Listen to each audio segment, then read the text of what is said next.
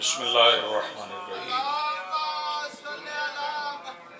الہی عظم البلا وبرح الخفا وانکشف الغطا وانکتر الرجا وزاکت الارض ومنعت السماء وانت المستعان الیک المشتقى وعلیک المعول فی الشدۃ والرخاء اللہم صلی علی محمد وآل محمد اولی الامر الذین فرضت علینا طاعتهم وعرفتنا بذلک منزلتهم ففرج عنا بحقهم فرجا عاجلا قریبا کلم البصر وهو اقرب یا محمد یا علی یا علی یا محمد اکفیان فإنکما کافیان وانصران فإنکما ناصران یا مولانا یا صاحب العصر والزمان الغوث الغوث الغوث ادرکنا ادرکنا ادرکنا الساعات الساعات الساعات العجل العجل العجل برحمتک یا ارحم الراحمین بحق محمد وآلہ الطاہرین۔ ممکنہ حد تک بلند صلوات پڑھیے۔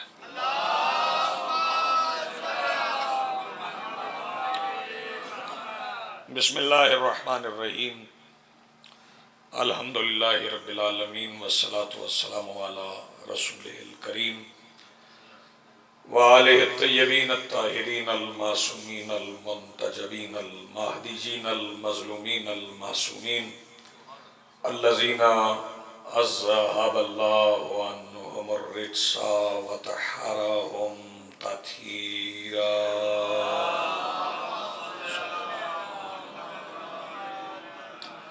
ولعنت اللہ علی اعدائہم ومنکر فضائلہم من یومنا ھذا الی یوم الدین۔ اما بعد فقد قال اللہ تعالی سبحانہ فی کتابہ المجید وفرقانہ الحمید وقولہ الحق۔ بسم اللہ الرحمن الرحیم والضحیٰ واللیل اذا سجی ما ودعک ربک وما قلی وللآخرۃ خیر لک من الاولی فلسوف یعطیک ربک فترضی الم یجدک یتیما فآوی ووجدک ضالا فہدی ووجدک عائلا فاغنی فاما الیتیم فلا تقہر واما السائل فلا تنہر واما بنعمت ربک فحدث۔ صلوات پڑھیے بلند آواز سے۔ سب سے پہلے آج کی صفحہ اعضاء اور اس پر حاضر عزاداران و منتظرین و موالیان کے دلوں کے تخت پر مسند نشین ولایت ولی مطلق کے وسیلہ سے درخواست گزار ہوں اپنے اس وارث کے حضور جو پردہ غیب میں شاہ سوار وادی نور کی حیثیت سے موجود ہیں کہ کائنات کا وہ مطلق العنان مدبر الامور اپنے رخ سے حجاب غیبت ہٹائے اور کائنات کو اپنا چہرہ دکھا کے سمجھائے کہ علی کل بھی واجب تھا، علی آج بھی واجب ہے۔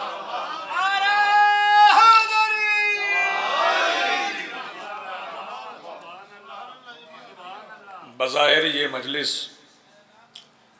اصال ثواب کی مجلس ہے،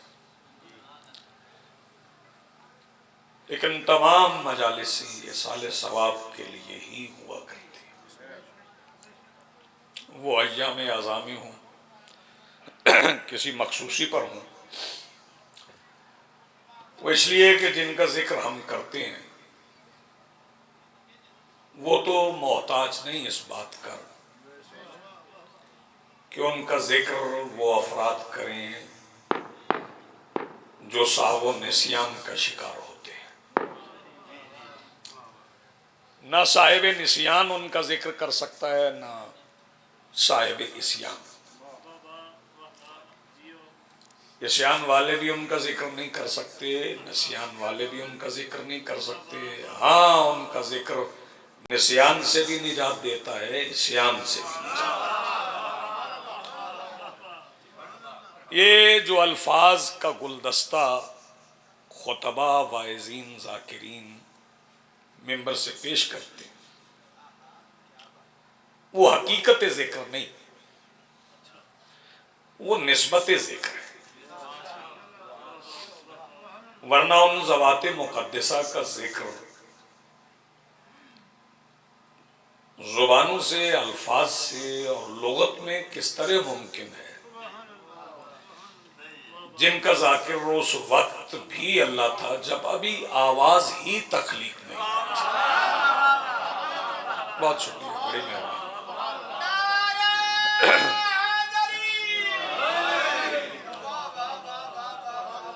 ہاں، ایک فکرہ میں ضرور کہنا چاہتا ہوں۔ یقیناً میں دعا منگواؤں تو دعا منگوانا چونکہ دلیل بندگی ہے، اس لیے دعا کرنا چاہیے، ورنہ مالک سے زیادہ کسے معلوم ہے کہ مملوک کو کیا چاہیے۔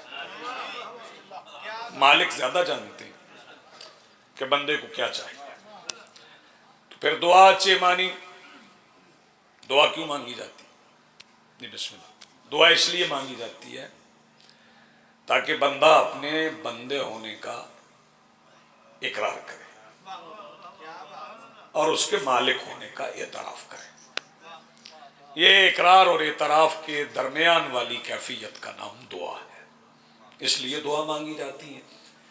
دعا کو ان کے مرحوم سیدزادے اور اس خاندان کے اور حاضرین کے تمام مرحومین کو مالک جوار رحمت معصومین میں بلند مقام عطا فرمائے، اور ہماری جو دعائیں ہیں ان سے بہتر اگر لفظ دعا مالک ہمیں عطا کرے تو مالک کی بارگاہ میں ہم وہ دعا کریں، کیونکہ توفیق دعا بھی وہی دیتے ہیں۔ جب وہ چاہتے ہیں تو توفیق ملتی ہے دعا کی، جب وہ چاہتے ہیں تو توفیق چھن جاتی ہے۔ کبھی کبھی بندہ مشکل میں گھر جاتا ہے اور دعا کی توفیق بھی عطا نہیں ہوتی۔ یہ جو بندے دعا کر لیتے ہیں اور مشکل ٹل جاتی ہے، یہ بھی ان کی طرف سے عطا کی ہوئی توفیق ہوتی ہے، اس لیے دعا کے لفظ بھی عطا ہوتے ہیں۔ اور ان مالکوں کا احسان کیسے اتارا جائے جو پہلے توفیق دعا عطا کرتے ہیں اور پھر دعا قبول کرتے ہیں، اور جن دعاؤں کو ہم سمجھتے ہیں کہ وہ قبول نہیں ہوئی، در حقیقت وہی قبول ہوتی ہیں۔ وہ سمجھتے ہیں کہ ہمارے چاہنے والے، ہمارے ماننے والے، ہمارے بندگان کو کیا چاہیے، چونکہ ہم تمام بندگان علی، خاموش ہو گئے، ہم تمام بندگان علی۔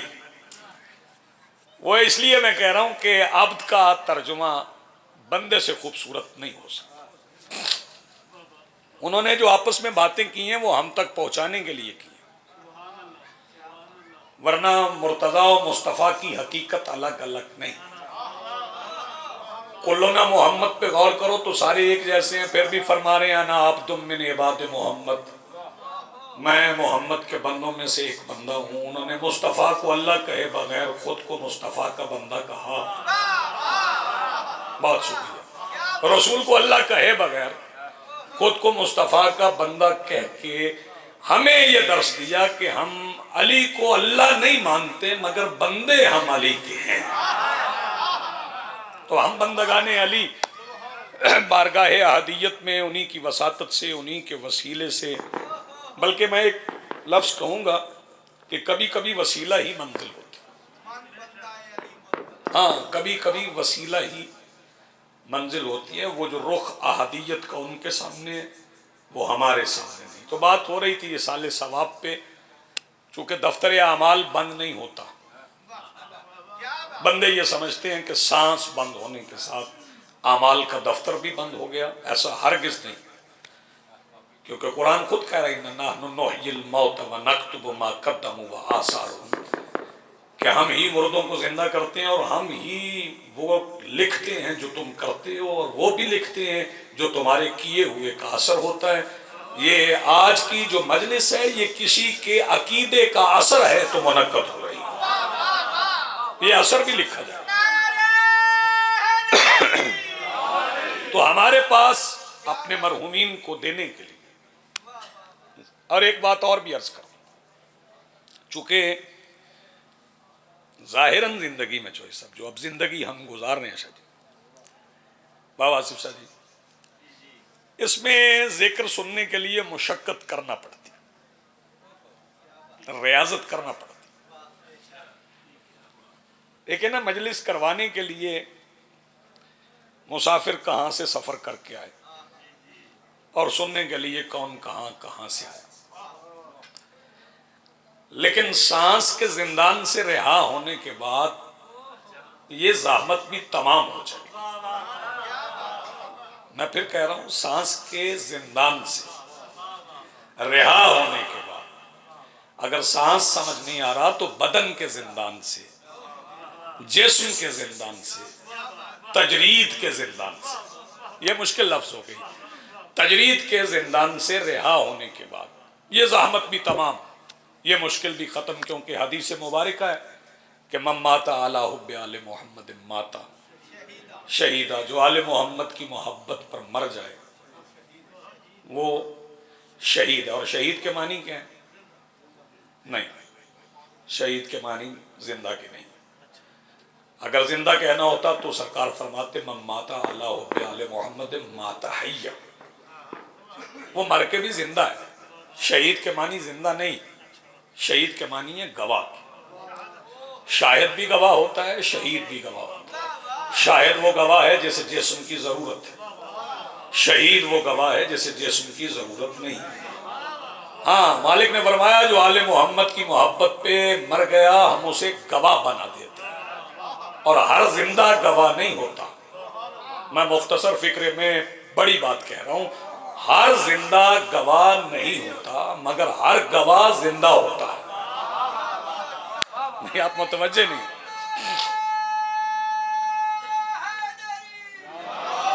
ہر زندہ گواہ نہیں مگر ہر گواہ زندہ ہے۔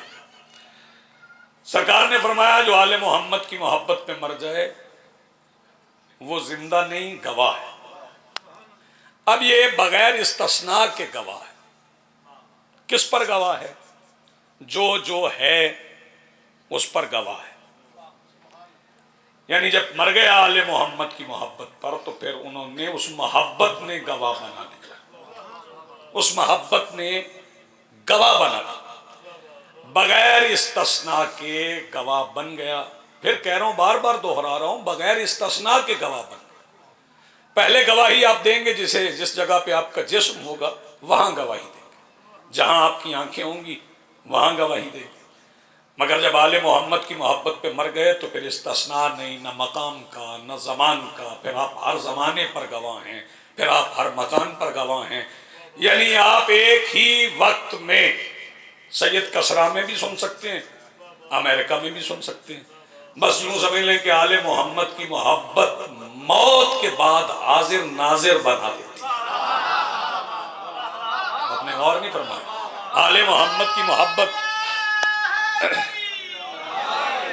آ جاؤ، ناراضگی اپنی جگہ تک، آگے آ جاؤ، آگے آ جاؤ، آگے آ جاؤ نا، آ جاؤ، صلوات پڑھو بلند آواز سے۔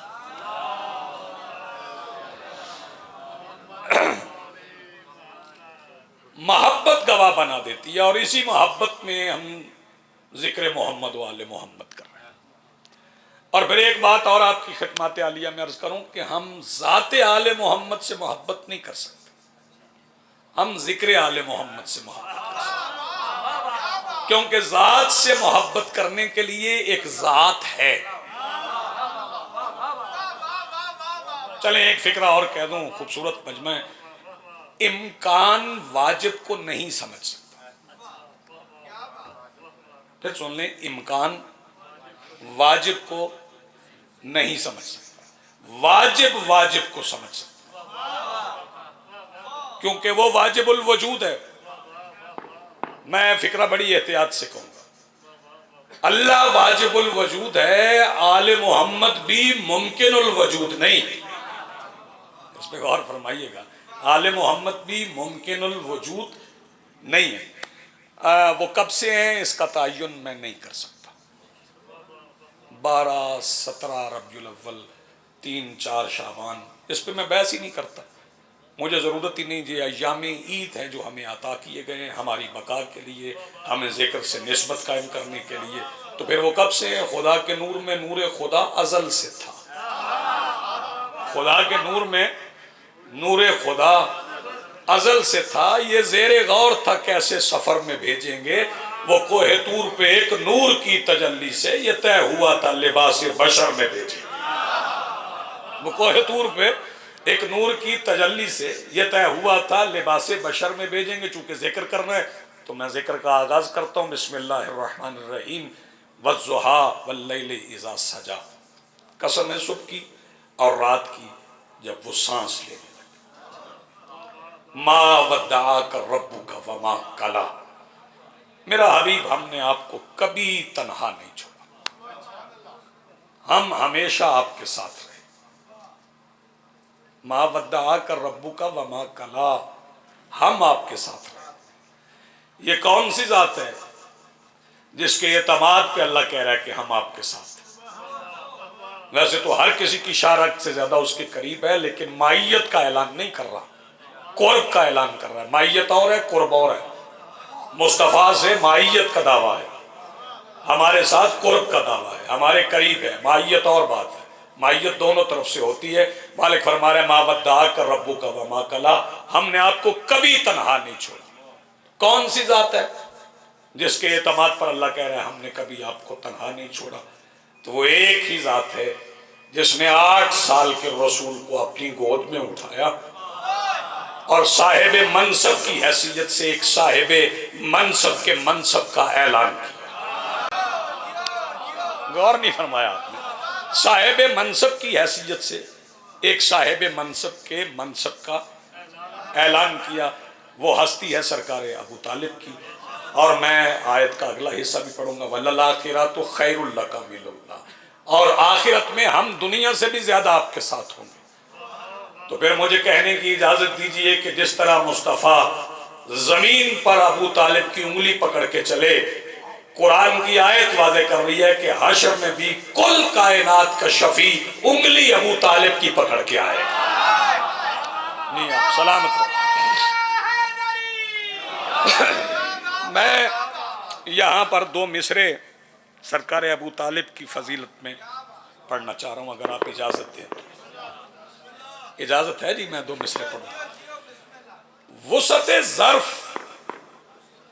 وسعت ظرف خدا جانے ابو طالب کی۔ وسعت ظرف، نہ مجھے یہاں وسعت سمجھانے کی ضرورت ہے نہ ظرفیت سمجھانے کی ضرورت ہے۔ وسعت ظرف خدا جانے ابو طالب کی، علم کے شہر کو آغوش میں لے رکھا۔ وسعت ظرف، جی بسم اللہ، جی آپ سلامت رہو۔ وسعت ظرف جیتے، وسعت ظرف خدا جانے ابو طالب کی، علم کے شہر کو آغوش میں لے رکھا۔ توجہ فرمائیے گا۔ بلکہ مصطفیٰ نے برسر زمین اپنی غیبت صغرا کا زمانہ، توجہ مشکل اصطلاح ہے، سرکار دو عالم نے برسر زمین اپنی غیبت صغرا کا زمانہ ابو طالب کی رضا میں چھپ کے گزارا ہے۔ جی بہت شکریہ۔ ابو طالب کی رضا میں چھپ کے گزارا ہے، اور جب سرکار ابو طالب نے چاہا تب ظہور نبوت ہوا، کیونکہ پہلے نبوت غیبت میں تھی، سرکار نے چاہا تو ظہور نبوت ہو گیا۔ اور وہ اجزاء جو نصرت نبوت کے لیے چاہیے تھے وہ بھی گھر سے مہیا کی، وہ سرکار ابو طالب نے اپنے گھر سے مہیا کی۔ اور سرکار ابو طالب نے ہی نعت پڑھنے کا سلیقہ سکھا، ورنہ یہ اصطلاحیں اردو ادب کی ہیں کہ نعت کیا ہے، حمد کیا ہے۔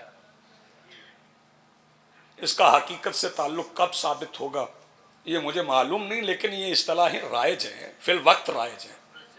لیکن اس پہ جب میں نے غور کیا تو میں یہ کہنے پہ مجبور ہوا کہ اس سے بہتر کوئی تحقیق نہیں ہو سکتی،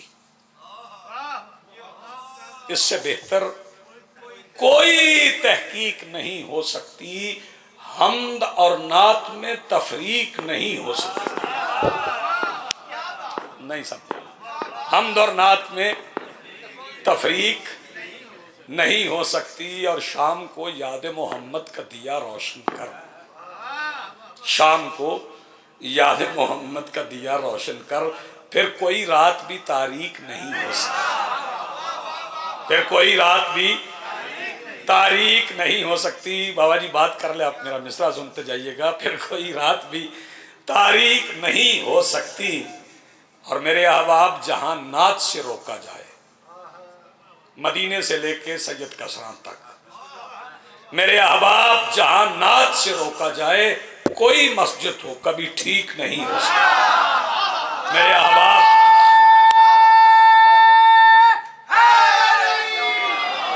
جی ہاں, میرے احباب جہاں نعت سے روکا جائے, کوئی مسجد ہو کبھی ٹھیک نہیں ہو سکتی. اور آپ لائے ہیں نسب نامہ عدو حیدر, آپ لائے ہیں نسب نامہ عدو حیدر, معذرت چاہتا ہوں تصدیق نہیں ہو سکتی.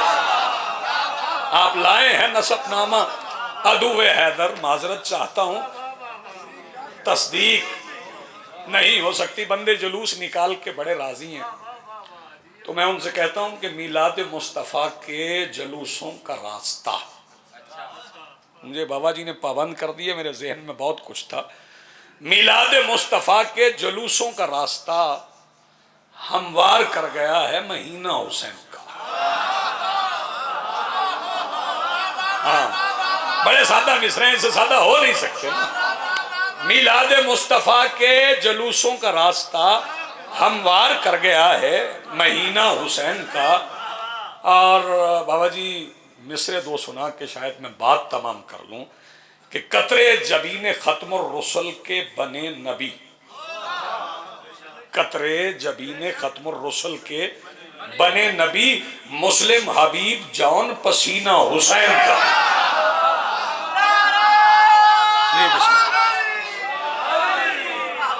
بہت شکریہ جی, بڑی مہربانی. مسلم حبیب جان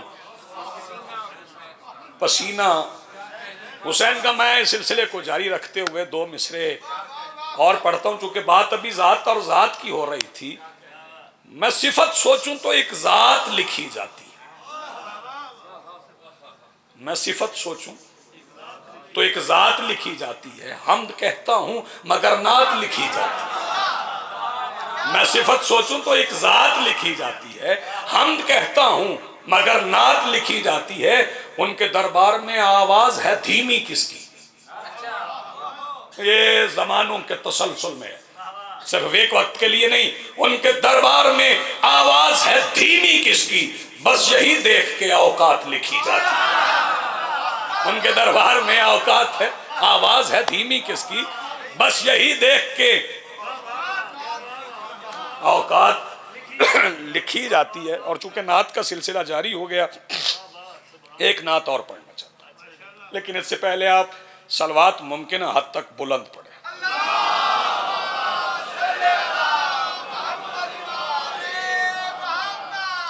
نعت سرور کونین پہ کیا کیا لکھوں.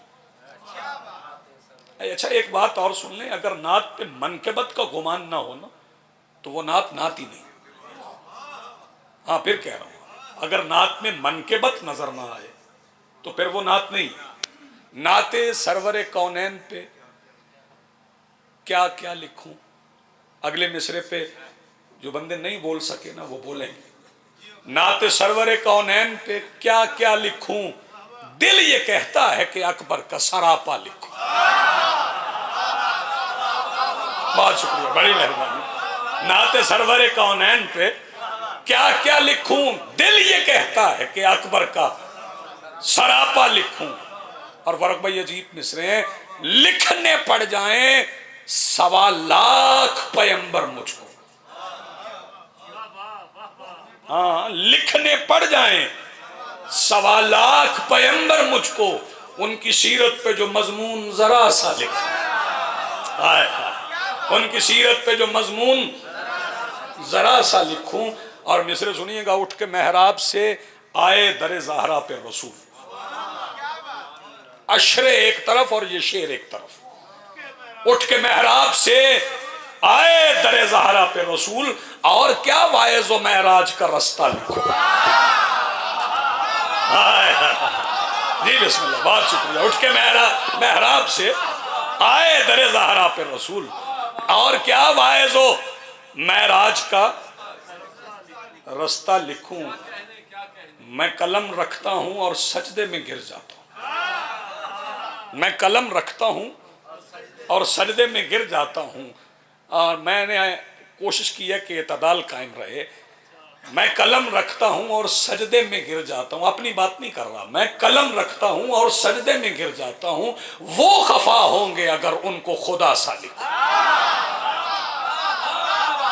میں قلم رکھتا ہوں اور سجدے میں گر جاتا ہوں، وہ خفا ہوں گے اگر ان کو خدا سا لکھوں۔ اور آج بھی چاند سمٹ جاتا ہے ڈر کے مارے، آج بھی چاند سمٹ جاتا ہے ڈر کے مارے، جب میں آقا تیری انگلی کا اشارہ لکھوں۔ آج بھی چاند سمٹ جاتا ہے ڈر کے مارے، جب میں آقا تیری انگلی کا اشارہ لکھوں۔ اور یہاں قدر نہیں ہوگی ان دو مصروں کی، تو پھر شاید آئندہ میں یہ دو مصرے پڑھوں ہی نہ۔ اس سے کہہ دو کہ فقط شبر و شبیر لکھے، اس سے کہہ دو کہ فقط شبر و شبیر لکھے، وہ جو چاہے کہ محمد کو میں سارا لکھوں۔ جی بسم اللہ، جی آپ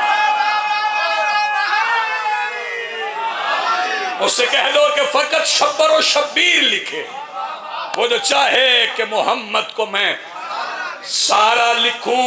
اور لکھنا پڑتا ہے مجھے نام ابو طالب کا، نہ بھی چاہوں تو لکھنا پڑتا ہے مجھے نام ابو طالب کا، جب یتیموں کے سہارے کا سہارا لکھوں۔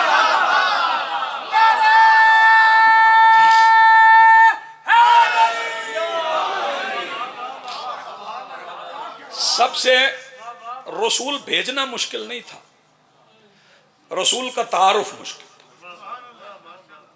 توجہ فرمائیے، رسول بھیجنا مشکل نہیں تھا، وہ پہلے بھیج چکا تھا 1,23,999۔ بھائی توجہ، اور ان کا تعارف بھی خود کرواتا رہا۔ لیکن جو سب سے بڑا رسول تھا نا، اس کا تعارف خود نہیں کروایا، اس کا تعارف اس سے کروایا جس کی جگہ پر ہم کہہ سکیں۔ آپ نے توجہ نہیں فرمائی، جس کی جگہ پر ہم کہہ سکیں۔ یہ 4-6 مصرے میں ضرور پڑھنا چاہتا ہوں، چونکہ یہ ایام متصل ہو رہے ہیں سرکار دو عالم کے، سرکار ابو طالب کی شہادت کے دن کے ساتھ۔ اور اگر کسی بندے کو لفظ شہادت پہ اعتراض ہو تو وہ اپنا ابہام دور کر لے۔ ابھی حدیث میں نے پڑھی ہے نا، من مات علی حب آل محمد مات شہیدا، تو جن کی محبت میں مرنے والے بستر مرگ پہ مر جائیں تو وہ شہید ہیں۔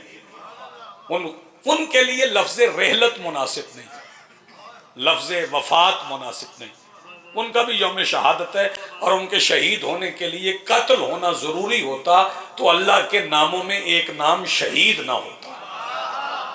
آپ نے غور نہیں فرمایا، چونکہ سرکار کے یوم شہادت سے متصل ہو رہے ہیں ایام مصطفیٰ، تو میں 4 یا 6 مصرے اور پڑھ کے دو فکر مصائب کے کہتا ہوں، ماتمداری بھی ہونا ہے۔ وہ مصرے سن لیں کہ جس کے بیٹے خدا کے پردے میں بولتے ہیں، وہ جس کے بیٹے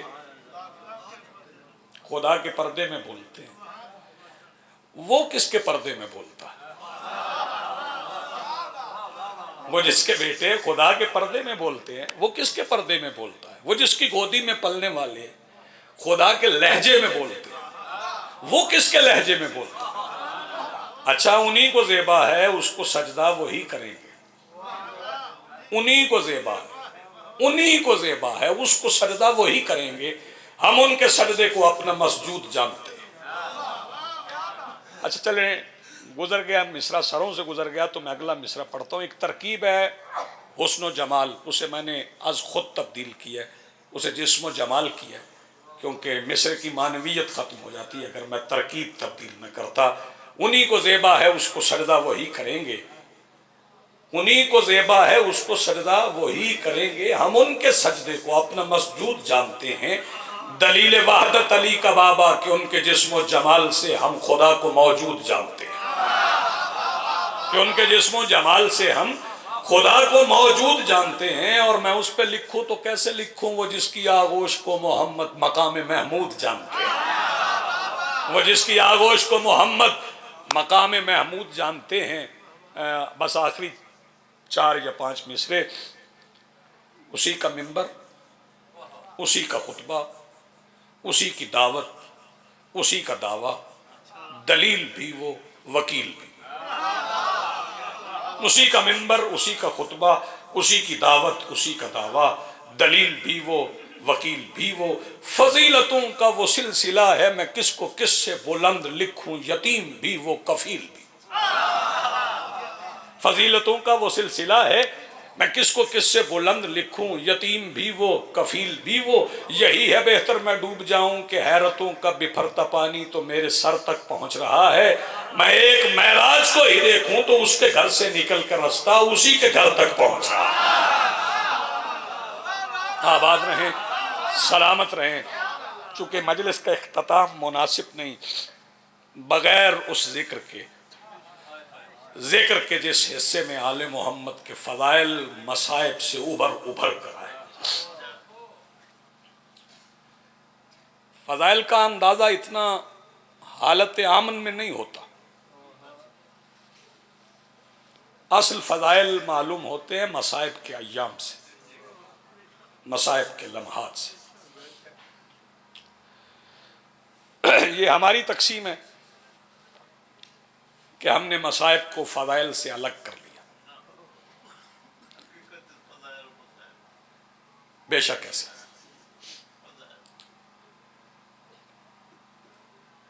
جب سرکار دو عالم نے یہ فرمایا تھا نا کہ تمام جن و انس کاتب بن جائیں، تمام سمندروں کا پانی روشنائی بن جائے، تمام زمین و آسمان اور آگ بن جائیں، اور آگ کی حدود تمام ہو جائے گی، سمندروں کا پانی خشک ہو جائے گا، درختوں کی قلمیں ٹوٹ جائیں گی، لکھنے والے ختم ہو جائیں گے، علی کے فضائل ختم نہیں ہوں گے۔ جس کے اس قدر فضائل ہیں اس کے اتنے ہی مصائب ہیں۔ اس بادشاہ کے مصائب بھی تھے، نہ لکھنے والے لکھ سکتے ہیں، نہ پڑھنے والے پڑھ سکتے ہیں۔ مصائب کے ضمن میں میرا دل چاہ رہا ہے کہ میں آج اس کریم کا ذکر کروں، اس بادشاہ کا ذکر کروں جسے عباس کے بعد یزید کی فوج نے بہت مارا۔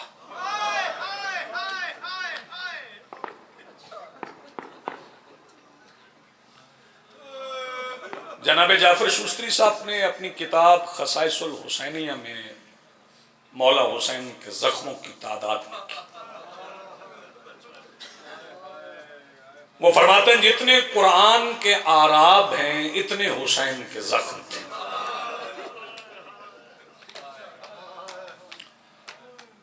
اور جس کی آواز ابھی بھی بلند نہیں ہوئی۔ علی نظری منفرد نے صحیفہ کربلا میں لکھا کہ لشکر یزید کا ایک سپاہی روایت کرتا ہے کہ میں مولا حسین کے پیچھے کھڑا تھا، کریم کربلا کے جسم پہ اتنے زخم تھے کہ مولا کے زخموں سے دوسری طرف کے لوگ نظر آتے تھے۔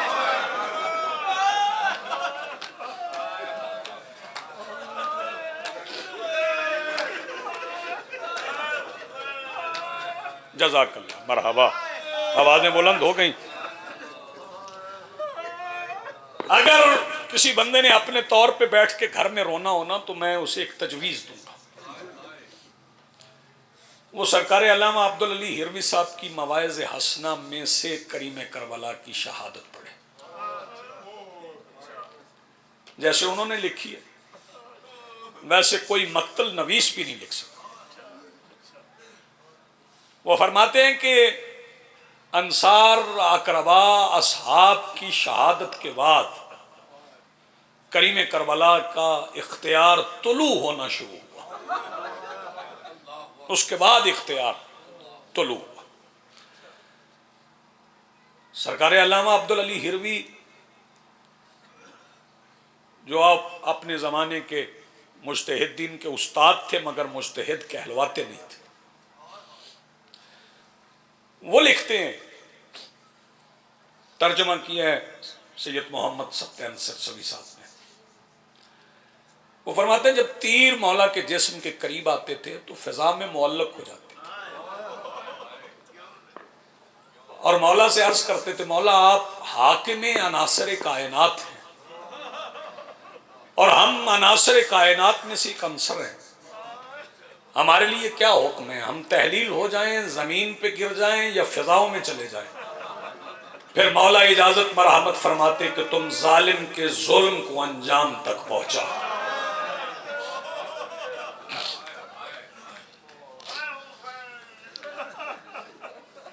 چار پانچ فکرے میں پڑھوں گا تاکہ تھوڑی آوازیں اور بلند ہوں. انہی آوازوں کی وجہ سے ہماری اور جانے والوں کی بخشش کا ایک وسیلہ بنتا ہے.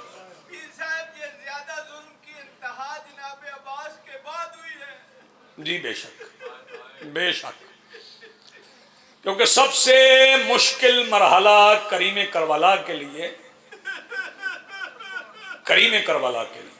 دو مشکل مرحلے تھے. ایک مولا عباس کو اجازت دینا،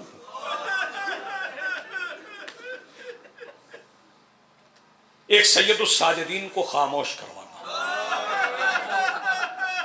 میں بسم اللہ کروں، مولا عباس کو اجازت دینا اور سید الساجدین کو خاموش کروانا.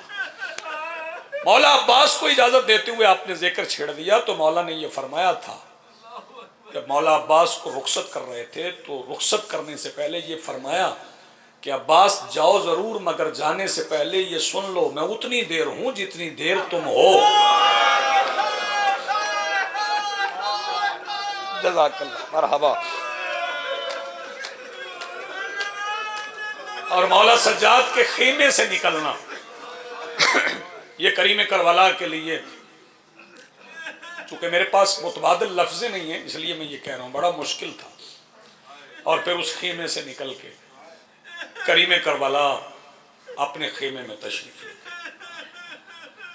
اب کون جانے وہ دن کتنا طویل تھا، دیر تک مظلوم کربلا تنہا بیٹھے، اکیلے بیٹھے. پھر اٹھ کے ایک ایک بہن کے خیمے میں گئے.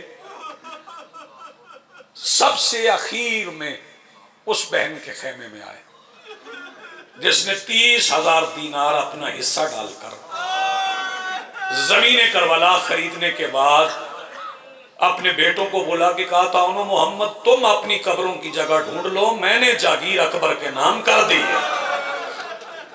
اس شہزادی کے خیمے میں اس وقت شہزادی نے فرمایا تھا شبیر اگر کہو تو میں کئی صدیوں تک سورج روک کے رکھوں، نہ ڈھلے نہ وعدے کا وقت آئے. شبیر فرماتے سیدہ اتنے معجزے کیوں؟ فرمایا اس لیے کہ میں نے جی بھر کے تمہیں دیکھا نہیں ہے. جب شبیر رخصت ہونے لگے، میں قریب آ جاؤں زیادہ انتظار آپ کو نہ کروں، جب مولا رخصت ہونے لگے تو شہزادی نے جاتے ہوئے مولا کے دامن میں ہاتھ ڈالا. میرے مولا رک گئے. شہزادی آواز دے کے کہتی ہیں حسین جلدی نہ کرنا. شہزادی کیا کروں؟ فرمایا کچھ دیر لڑنا. یہ جو مولا لڑے ہیں نا یہ میری مخدومہ کو حکم تھا، حسین کچھ دیر لڑنا. شہزادی کیوں؟ فرمایا اس لیے کہ میں نے عباس کو لڑتے نہیں دیکھا. پھر جب میرے مولا خیمے سے نکلے چلتے ہوئے ایک بیل لکھا، وہ بھی سید نے لکھا، میرا دل چاہ رہا ہے وہ سنا دوں. چلتے ہوئے جب میرے مولا مرتجز کے قریب آئے نا تو مولا نے ایک فکرہ کہا، گرنا اٹھنا بیٹھنا میں نہیں مانتا، لیکن مولا نے ایک فکرہ مرتجز سے کہا. مولا نے فرمایا مرتجز میں اکبر کے سینے کا تھکا ہوا حسین ہوں،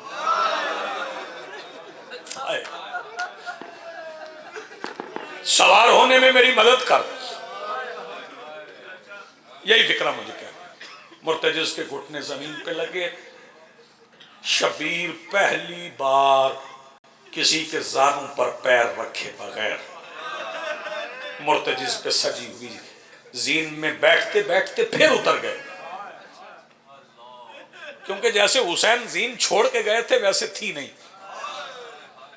کیونکہ مولا تو علی بن ہور سے لے کے شہزادہ علی اصغر تک لشکر یزید سے لڑے، تو زین تو ڈھلی ہوئی تھی، دیکھا تو زین سلیقے سے رکھی ہوئی، لگام زین کے اوپر پڑی ہوئی، رکابیں برابر ہیں۔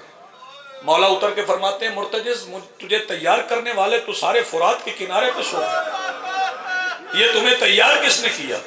اس وقت مرتجز آواز دے کے کہتا ہے مولا آپ کی بہن رقیہ، سیدہ آپ کو سلامت رکھے، میں بسم اللہ کروں، آپ کی بہن رقیہ نے۔ مولا رکے نہیں، جلدی جلدی جلدی جلدی حسین بہن کے خیمے میں آئے، آگے آواز دے کے کہتے ہیں رقیہ ساری زندگی بطول زادیوں کی چادروں میں پلی ہو، یہ گھوڑے تیار کرنا کس نے سکھایا؟ شہزادی آواز دے کے کہتے ہیں کل رات کے پچھلے پہر عباس میرے خیمے میں کبھی زین رکھتا تھا کبھی زین اتارتا تھا، میں نے پوچھا عباس مجھے کیوں دکھاتے ہو؟ فرمایا کل میرے مولا نے تنہا رہ جانا ہے، میں سوار کروانے کے لیے نہیں ہوں گا، میرے مولا کو تنہائی محسوس نہ ہو۔ مولا پھر پلٹے، آ کے دونوں ہاتھ پیشانی پہ رکھ کے بہن کا شکریہ ادا کیا، اور جانے سے پہلے ایک بار اسے ملنے آئے جسے اماں کے بعد اماں کہتے رہے، ایک عجیب جملہ کہا، اگر ہمت ہوئی تو میں مکمل کر سکوں گا۔ مولا حسین بی بی فضا کے سامنے ہاتھ باندھ کر، اماں میں کچھ نہیں کہتا لیکن میری جگہ پہ ایک کام کرنا۔ جی حسین حکم۔ فرمایا کوشش کرنا شام کے بازار میں رقیہ کو پتھر نہ لگے۔